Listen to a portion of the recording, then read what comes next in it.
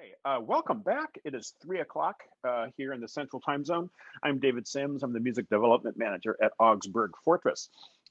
We have had a wonderful clinic so far. We've done handbells, we've done organ music, and now this is the time when picture yourself at a real clinic where you're going to be walking through the church and you see Anton Armstrong or you see John Ferguson and you say, this is my chance to ask them a question. This is going to be fantastic.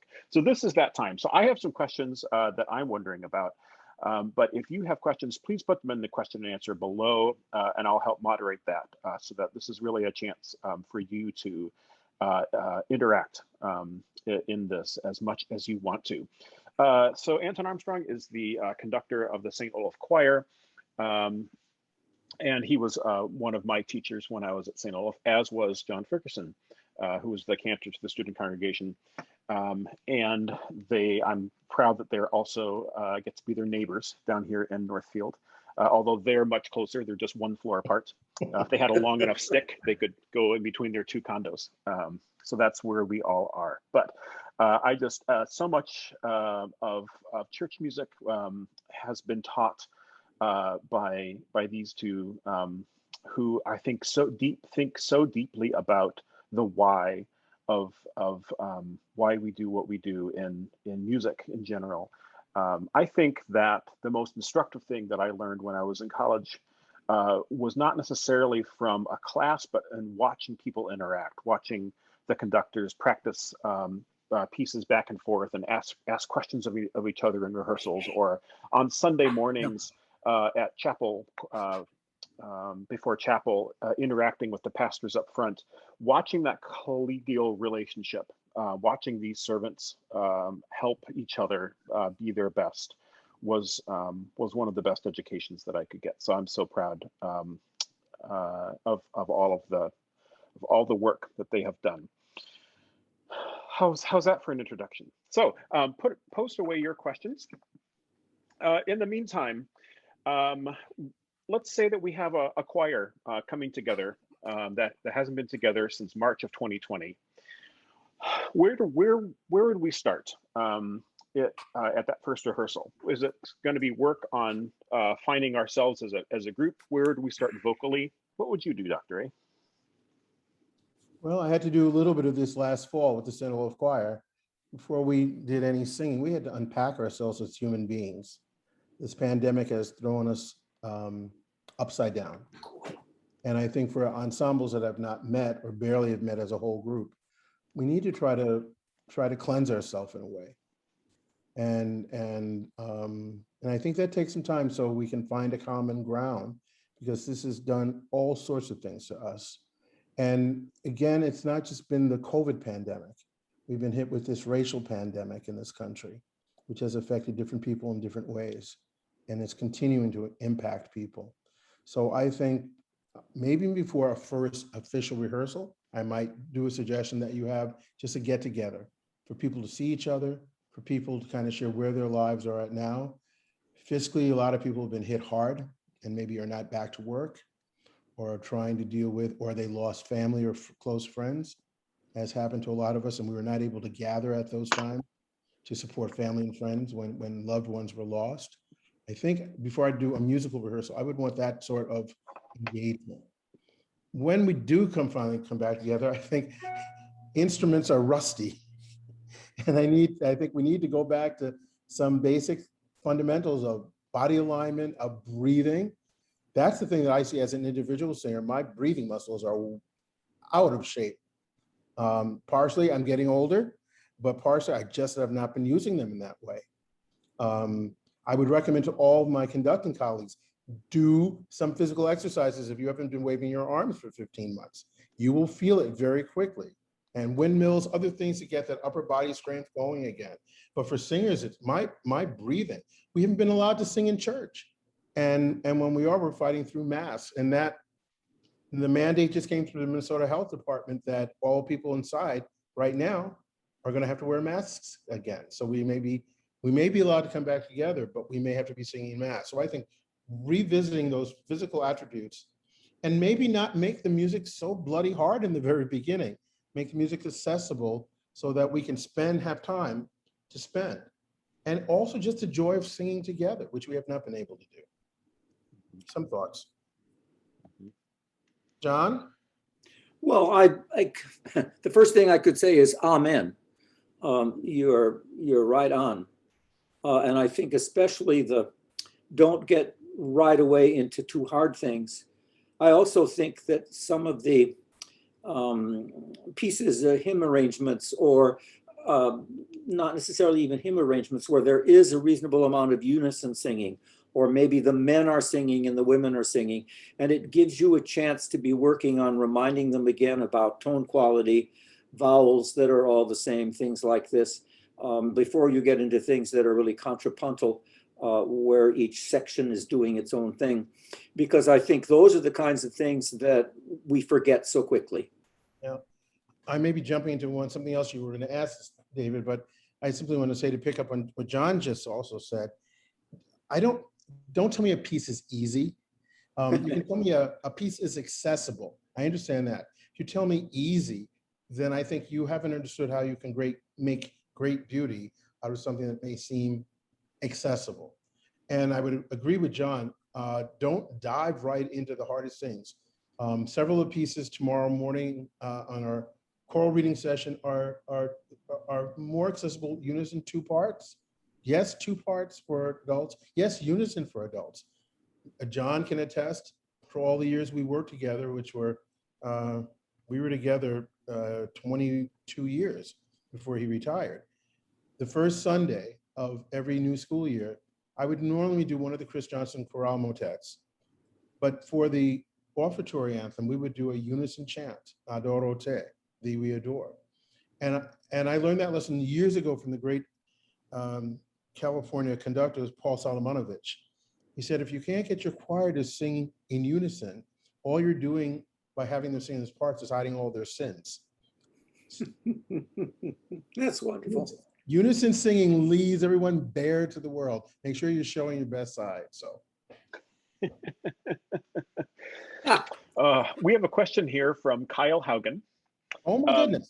Kyle has a question about congregational singing. So he says, any tips for leading a cappella congregational singing to help reboot assembly song? How can you do this without being obtrusive or obstructive to the worship service?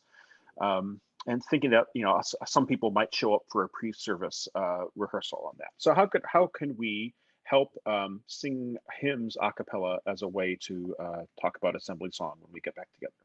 I'm going to talk for a minute while John just thinks, only because the one big lesson I learned from working with John Ferguson all these years and with Paul Westermeyer is that they made a difference between the small choir, which are, our adult and our youth choirs, and the big choir of the congregation. And Ferguson sometimes, but Westermeyer told me to my face, if that big choir isn't singing, you flunk big time. So John, take it away. Well, I think that one of the things that we can do is figure out a way to allow for more singing in a service than sometimes might normally happen. So for instance, when I was serving the church in Kent, Ohio, Congregational Church, what we did when the new hymnal came that we were working with was decide that once a month, the prelude was a hymn sing.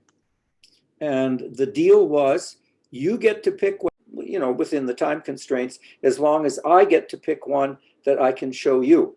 So there was my chance to pick a new one. And then for amazing coincidence, it always seemed that hymn turned up again during the service. Repetition is the way to learn. And also having it be something that we just sort of were looking at casually, and then all of a sudden discover that it had a role, validates that particular hymn and its text and tune. And people loved this. They really enjoyed it and made it a point of coming early on the Sundays we were going to have the hymn sing prelude, because they liked a chance to sing. And I think that most congregations, carefully encouraged and nurtured, will discover that singing together is a very special kind of activity, and that we don't do very many things together anymore, and that this is really special. The seventh inning stretch at the baseball game is one thing, but we don't go to baseball games all that often. We can be in church, and I think people really like to sing. The church is maybe one of the last places where we actually have communal song, Yep. where it doesn't happen in schools anymore. They've even taken away having us sing the national anthem at the beginning of the baseball game or at the end of a beginning of a football game or whatever. I agree with John in that way. And here's another way to use your choir or your singing ensemble in a very creative way. Maybe, and I had to do this eons ago when I had to introduce in Central Illinois when I was a graduate student, the new LBW. And I inherited a choir that was used to being the anthem choir.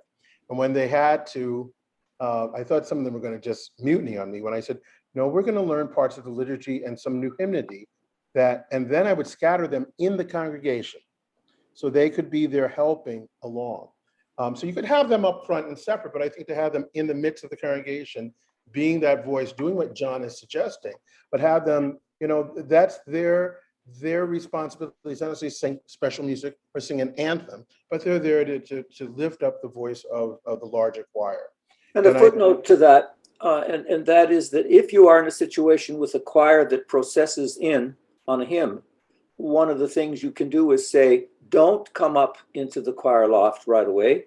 Stay out standing in the aisle where your singing can serve as a much even greater invitation to the people sitting or standing around you to join in and feel comfortable because you as the choir are leading what they're doing and it's right there. So you can lean on them, as it were.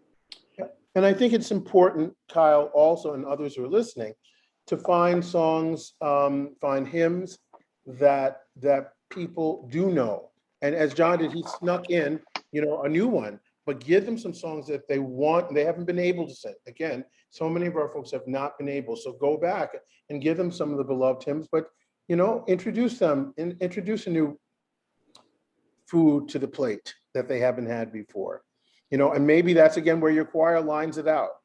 The great Alice Parker, we'll talk about in many of her communal sings. It's always her lining it out and the people responding.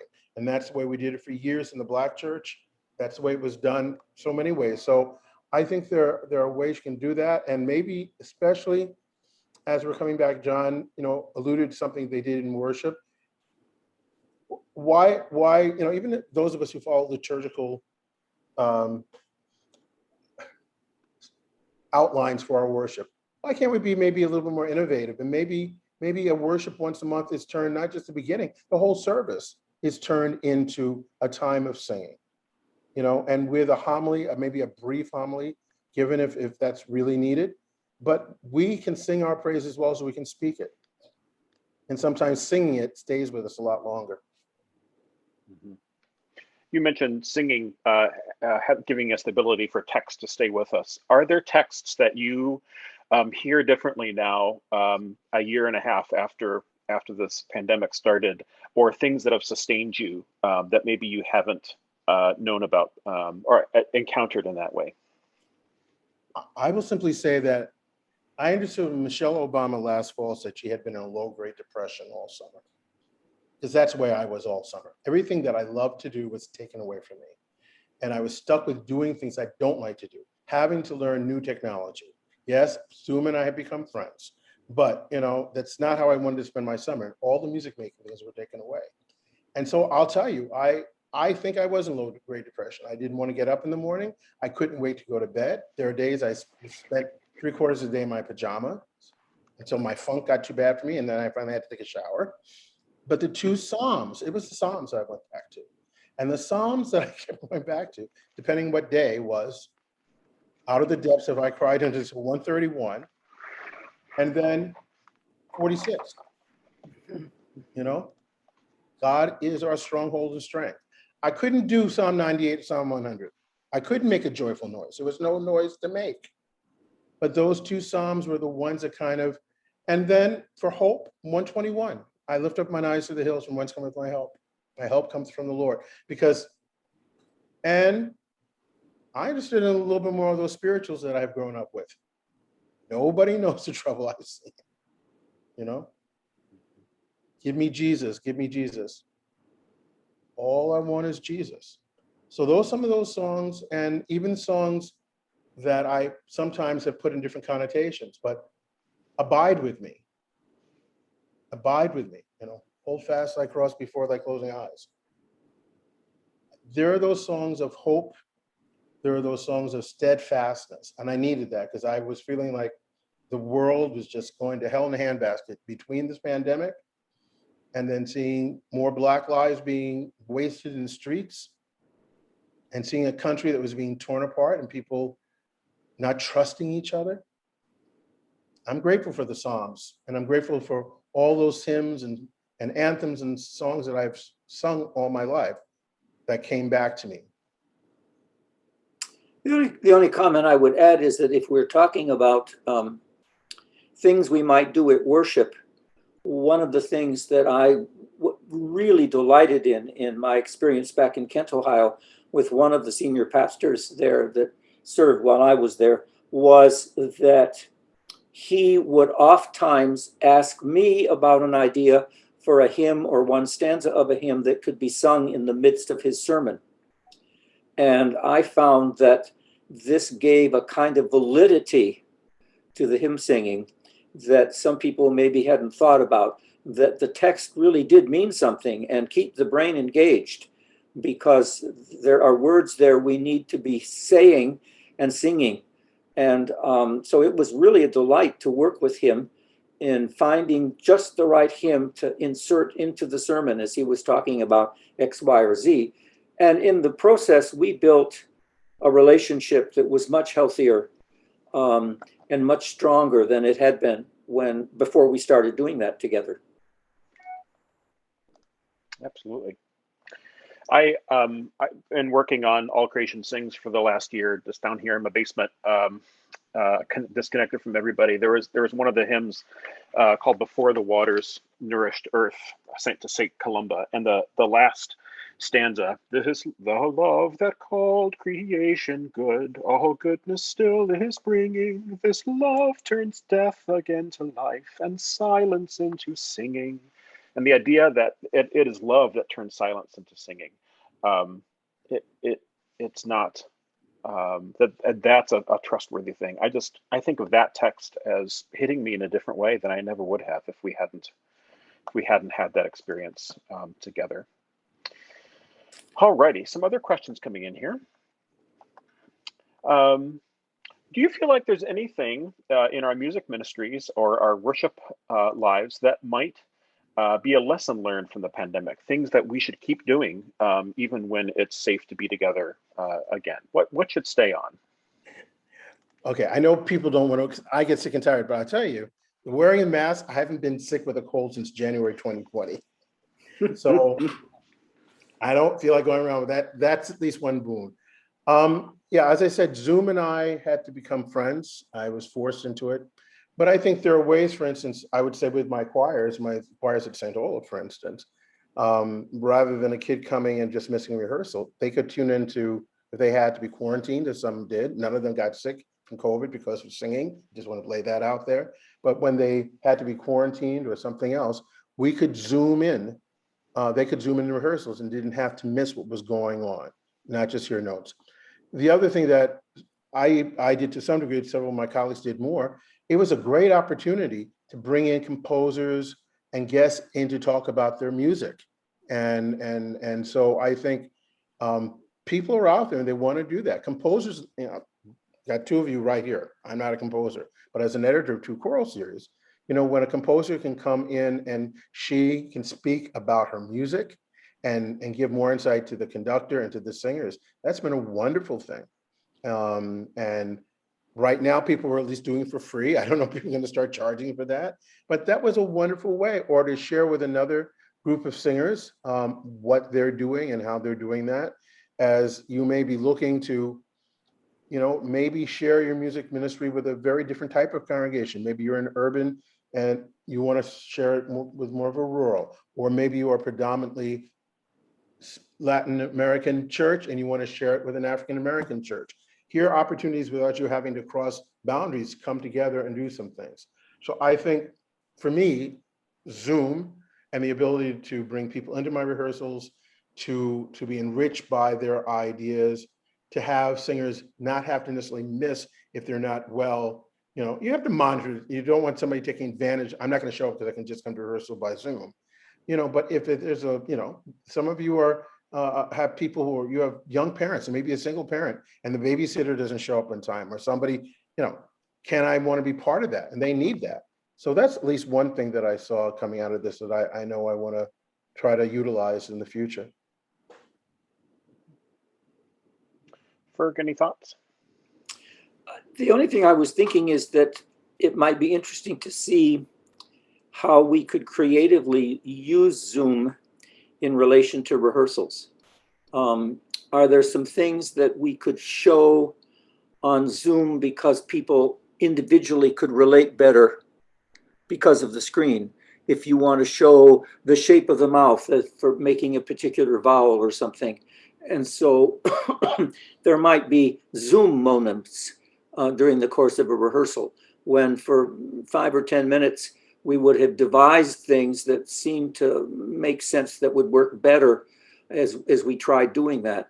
I also think that the idea of, if you can't come, you're sick or whatever, join rehearsal by Zoom is one we really should be working on, because the gradual addition of experiential knowledge that comes from doing something for 4 weeks before we perform it is something you can't replicate unless you have 4 experiences.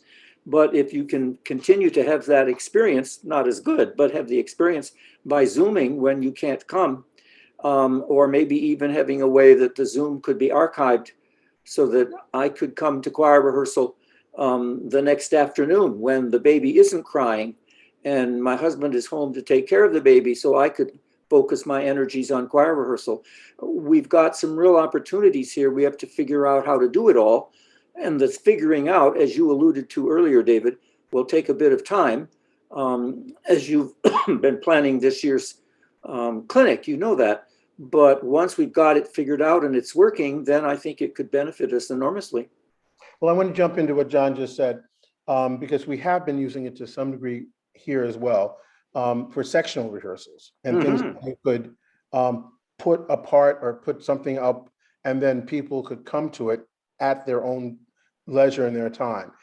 And so even if they haven't missed rehearsal, but they want some additional tutoring on their parts, that's another way Zoom has been used effectively. I have to interrupt this to tell you about an organ student I had who was a Roman Catholic nun, and she was trying to get a choir going in her local parish. This was an agricultural parish, a rural parish.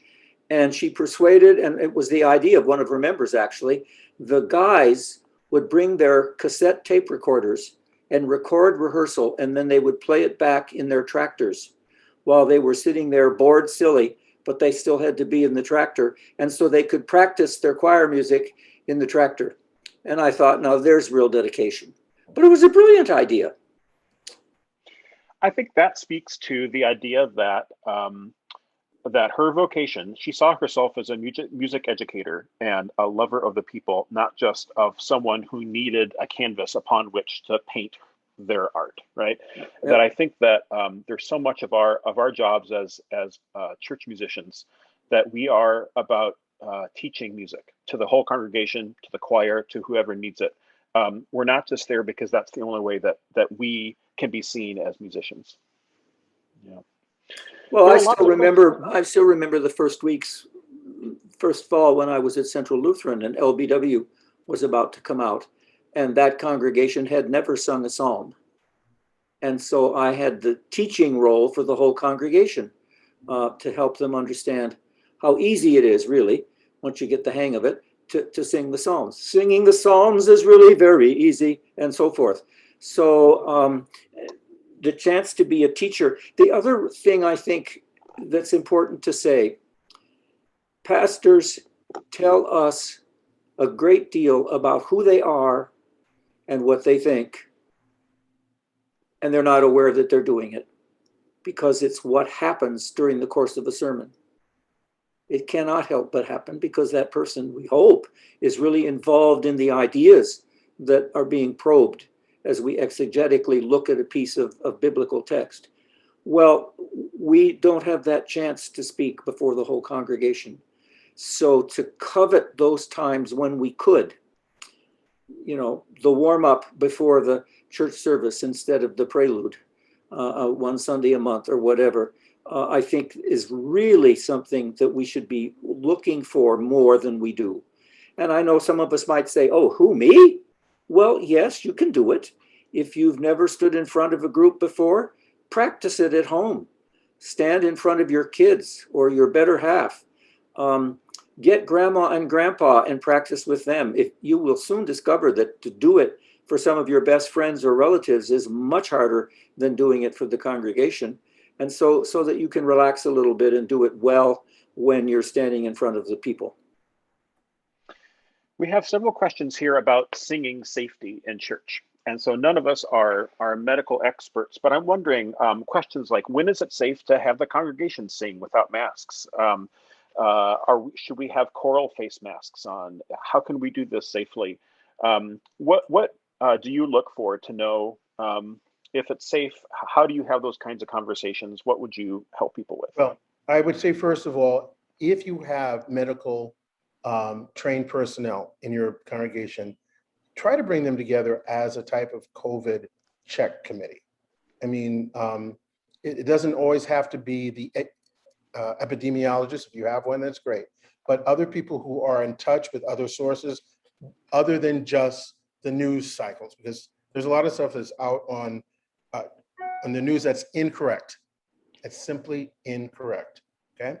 So I would think, first of all, that try to do that. Now, in the last 2 hours, we've now had a mandate from the Minnesota Health Department, which I know the people at St. Olaf College are going to use as their guide in terms of what. So I was just given, I was told 2 days ago that my artistic committee members and I could start looking at the possibility of a Christmas festival.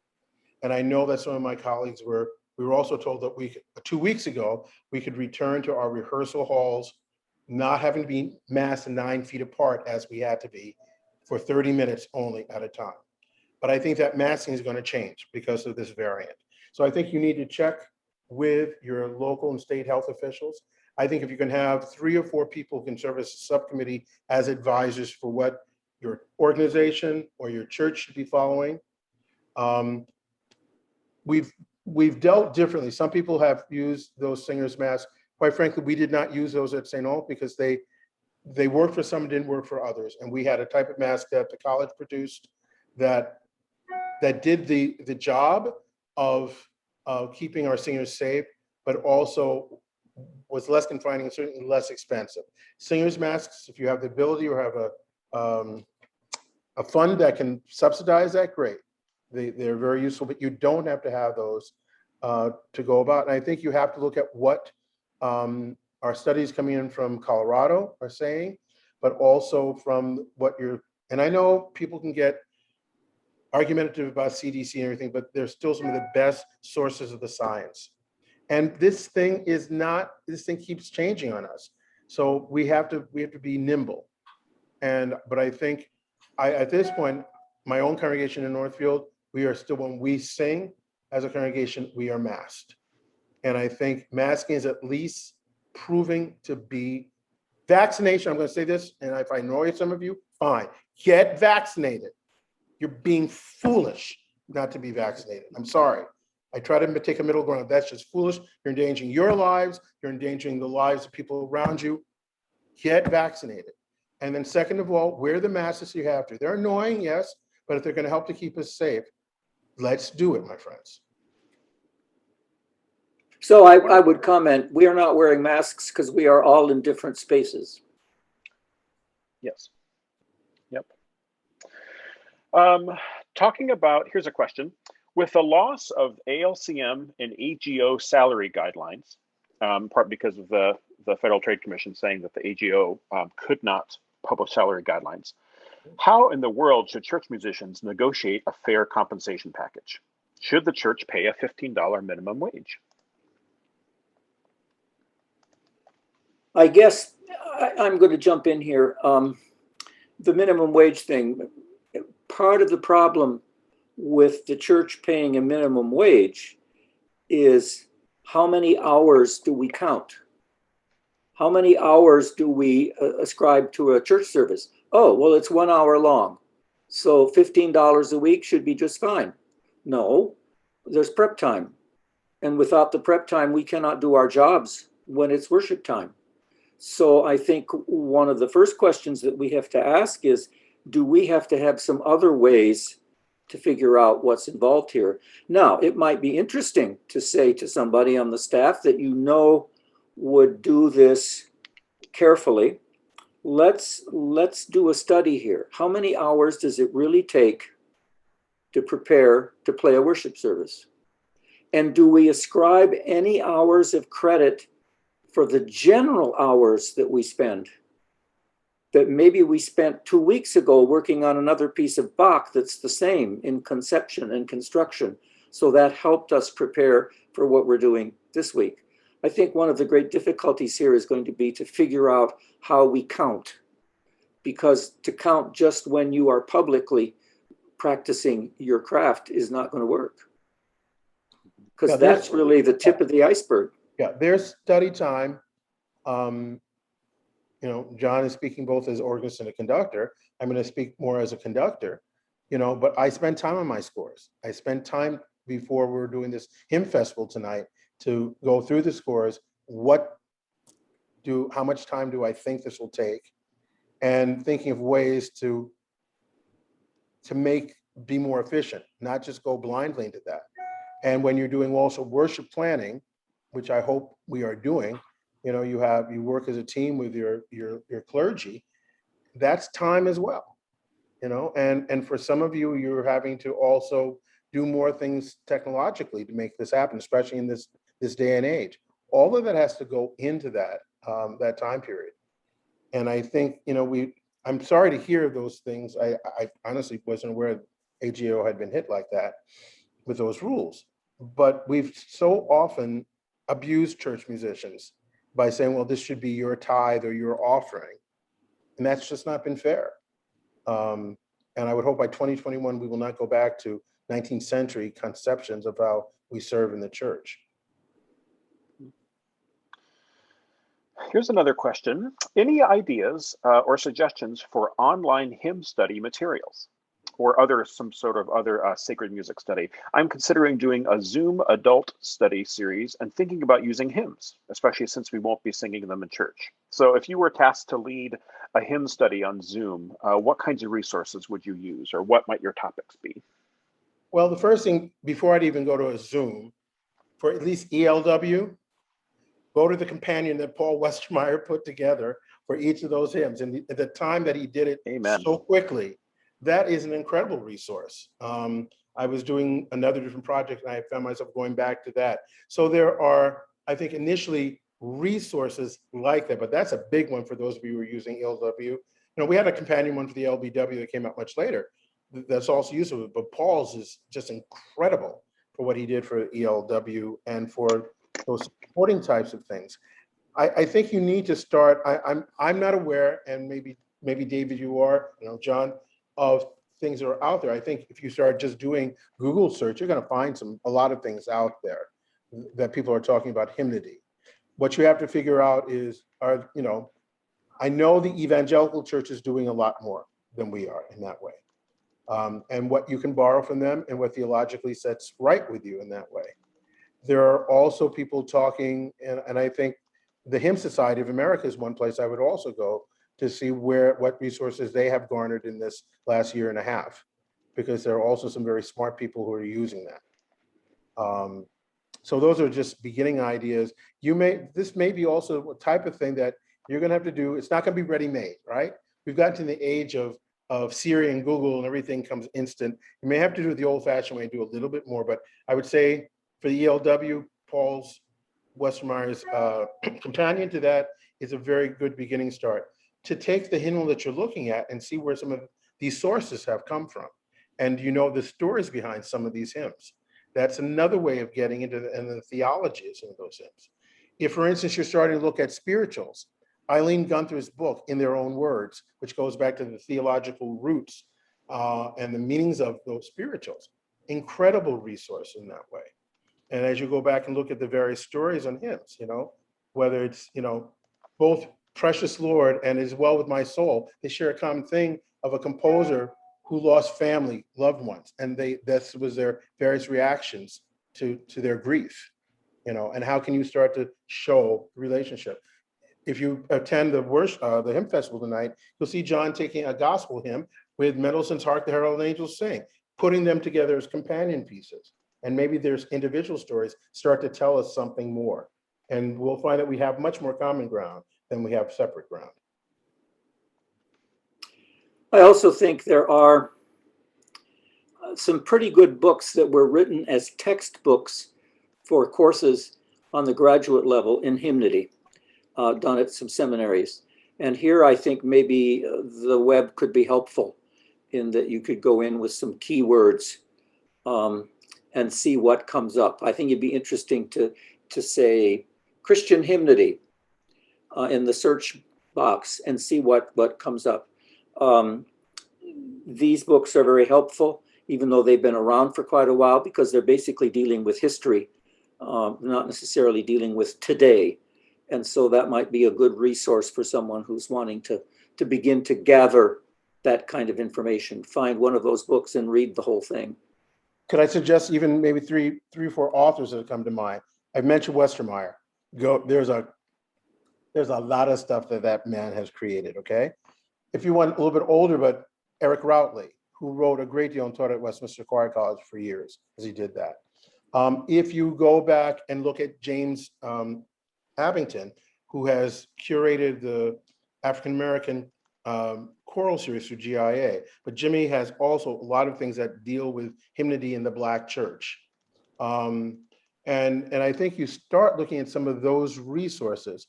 David Sherwin put out a book over 20 years ago now, but leading the People's Song. It was published by Augsburg, and that published by Concordia. Yeah, Concordia. Oh, Concordia. But we're sisters. Leading People's Song, but there are just resources in there that I have found useful. And just because it was 20 years ago doesn't mean it's outdated. Just because something it's not outdated done yesterday, it doesn't mean that it's outdated. Group song is group song. And some of the dynamics that impact how it works have not changed because basically human nature has not changed. Yep. We have a question here. Have you assisted any COVID patients in recovery or by trying to breathe more fully using breathing techniques? That they say they love it and need it and find it helpful. And I would expand that to all of our people. How do we reconnect with our breath, whether it's for recovery after an illness or coming back to singing or just day to day? What are some things that you would start with breathing? Before you get started on that, I'm now going to have to say goodbye because I have to prepare myself to go over to the church so that I will be able to play a hymn festival with some semblance of intelligence left after a busy day. So keep it up, you two. So you're doing great. You're welcome. Thanks a lot, John. I'll see you later. Yep.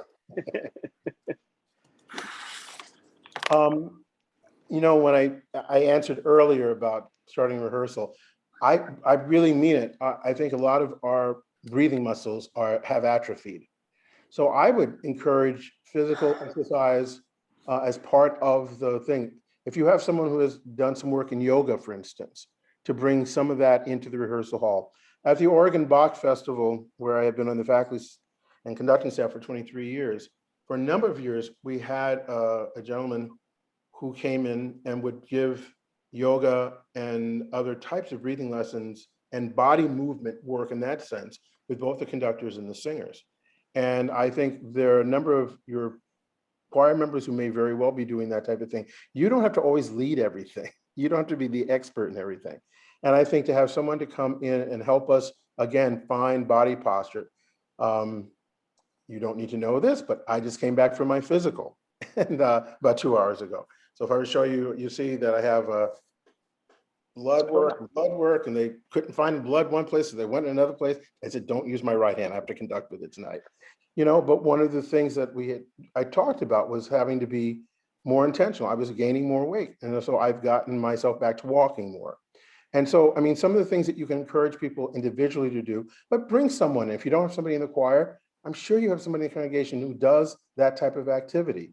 And it doesn't have to be overly so. Some of your people still may not be all that mobile, but they can do things from their chairs or whatever to get them feeling better. No, I have not directly dealt with someone who has had COVID and is trying to come back to singing. But breathing is also one of the things that continues to linger even after somebody has been through the worst of COVID. Their breathing muscles have been retarded in their growth and they need to be strengthened again.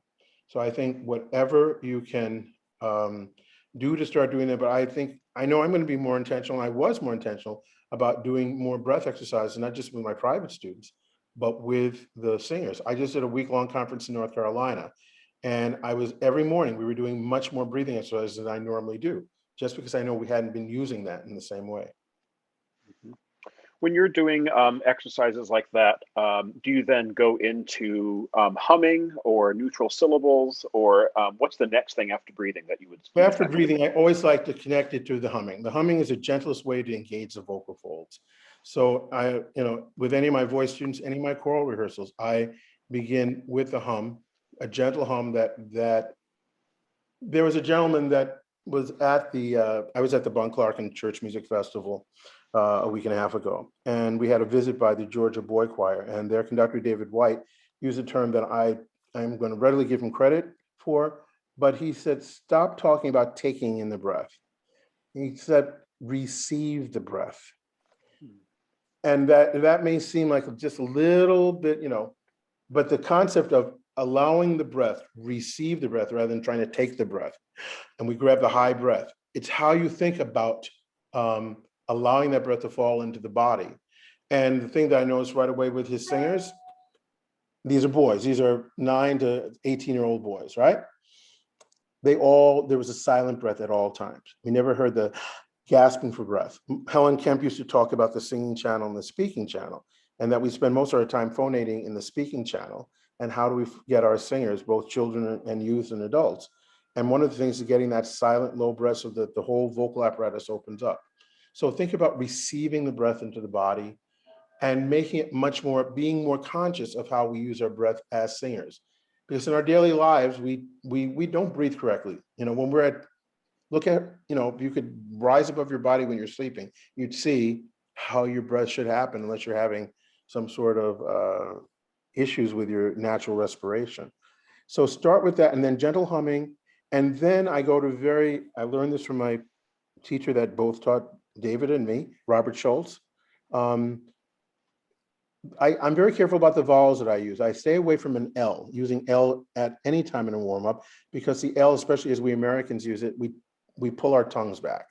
So I use an N and an M, and I start always with, especially if I'm working with singers, I want to get less weight in the voice. I use an oo or an o vowel. The o vowel brings in the most overtones. The oo will bring the lightest. I stay away from an ah vowel until the voice is warmed up a little bit more. So there's a reason why I learned this from Bob Schultz. We're staying with slightly brighter vowels and more forward vowels that allow us to get that voice and start in the midpoint in the voice. And again, never having to do such extremes, but get the voice back into a singing channel from the speaking channel. And that doesn't just go for children. We adults are worse at that because we speak, and we normally speak much lower. The other thing David will remember is that when Dr. Schultz he'd always tell us to speak higher in our voices, take the weight off of our voice and use our breath more intentionally. And I think that's something we all are going to have to do. I noticed this last week working with a choir that had as young as 20, but I had a lot more average age of 50 and 60-year-olds in that choir. They could sound young, but we had to get them to take all the weight off the voice. And that took time. Mm-hmm. And I think I have to remind myself, it's okay that we're not going to get there that first minute of rehearsal. Like, it's just going to take us a while but that's okay. One step at a time. Yep. One step at a time. Somebody asked a question. Do we have suggestions or recommendations for accessible Christmas cantatas? So what would be things that you'd you'd think about? Or I'm trying to think too, what I've done.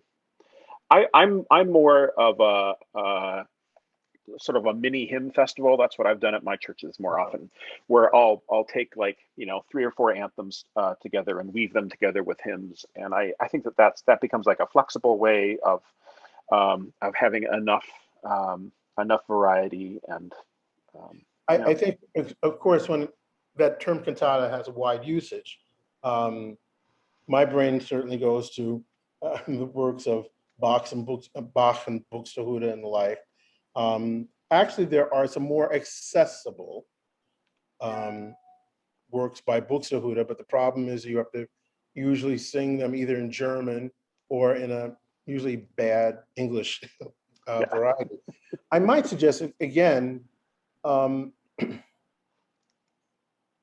Choristers Guild, while it started initially publishing music for children and youth, has expanded its resources to include, I think, accessible works for developing choirs of all ages, especially adults.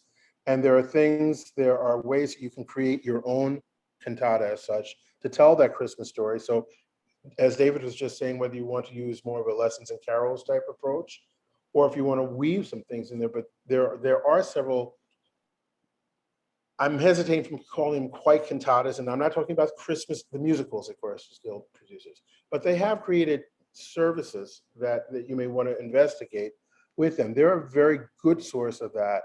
But I think right now, quite honestly, our ability to reintroduce and reinvigorate some of our hymnody is really needed at this time. It's interesting you've put out now, and Augsburg has put out this new supplement.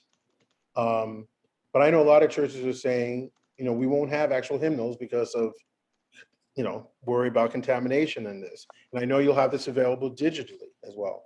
But I think the nice thing I found about a hymnal that I could always have in my house, I didn't have to wait till a Sunday, to be exposed to that, to look at that.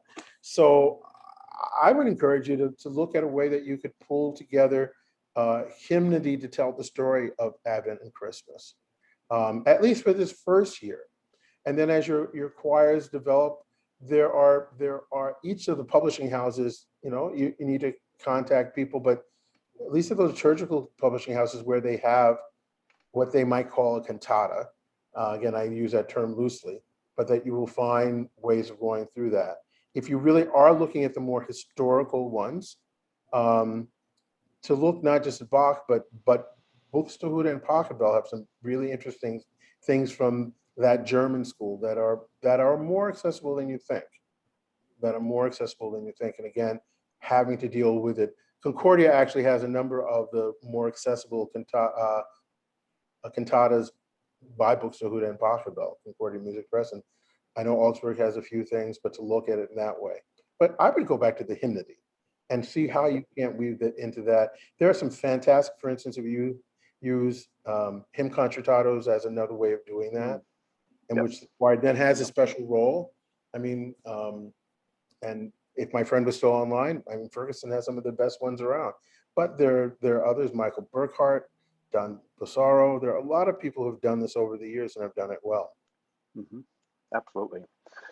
If I want to sing a spiritual as a hymn, or if we wanted to do an anthem, that's a spiritual. I am a white male, and I serve at a church that is predominantly white. Is that okay? Is that what kinds of questions do we need to ask ourselves to make sure that's that we're doing something authentically and faithfully? So I just spent an hour interview about 2 hours ago with a Baptist writer talking about cultural appropriation.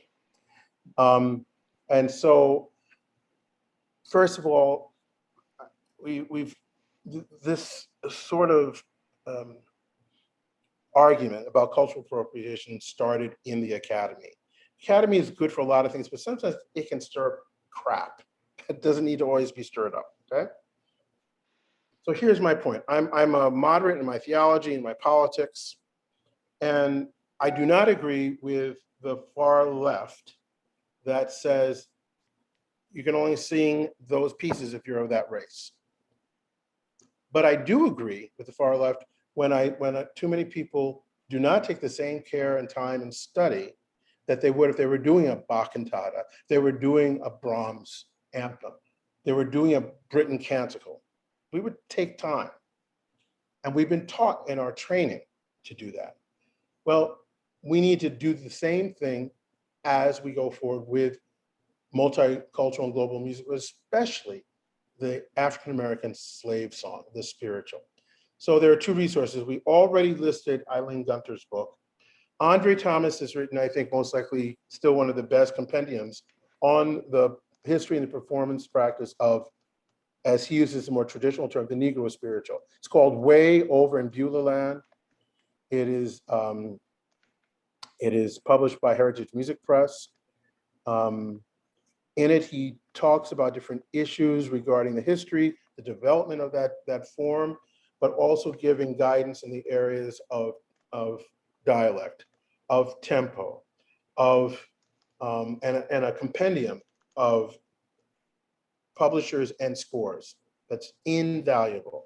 I know the book well because I wrote the foreword for the book, and I contributed at least 2 chapters in that book. And what he does, I think if you have Eileen Gunther's book in one hand and Andre's, you have beginning sources for what you need to do these songs with respect and integrity. Don't talk to me about authenticity. Most of us, if any, have ever been whipped, have ever had to pick cotton, and God knows that we're not pianos out in the fields. So when you start talking about authenticity, but can you do these songs with integrity? I think, first of all, when people tend to do them in worship, this is where Eileen's book is so wonderful.